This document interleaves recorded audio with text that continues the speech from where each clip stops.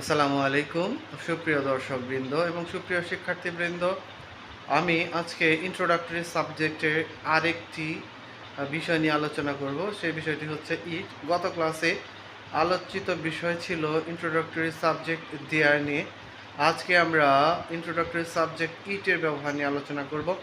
আপনারা জানেন যে সমস্ত সেন্টেন্সগুলোতে ডিরেক্ট সাবজেক্ট থাকে না, ওই সমস্ত সেন্টেন্সগুলোতে আমরা ইন্ট্রোডাক্টরি সাবজেক্ট হিসাবে দেয়ার বা ইট ব্যবহার করতে পারি। গত ক্লাসে দেখিয়েছিলাম দেয়ার যে সমস্ত সেন্টেন্সের ইন্ট্রোডাক্টরি সাবজেক্ট হিসেবে বসে। আজকে আমি আলোচনা করব ইট কোন কোন সেন্টেন্সের ইন্ট্রোডাক্টরি সাবজেক্ট হিসেবে বসে। যেমন সকাল হতে বৃষ্টি হচ্ছে, it has been raining since morning. সকাল হতে বৃষ্টি হচ্ছে, it has been raining since morning. রাত হতে বাতাস বইছে, it has been blowing air since night.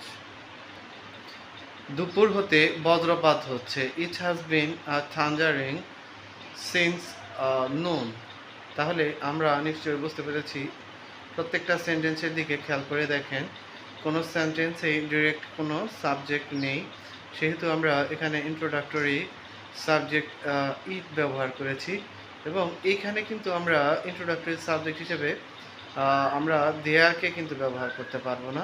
এখানে ইন্ট্রোডাক্টরি সাবজেক্ট হিসেবে ইটকে ব্যবহার করতে হবে। এবং আগের লেকচারে বলেছিলাম যে সমস্ত সেন্টেন্সগুলোতে আমরা দেখব যে ঐক্যদেশিক অধিকরণ কারকের মতো বিরাট জায়গার কোনো স্থানে কোনো কিছু থাকা বোঝালে সেখানে আমরা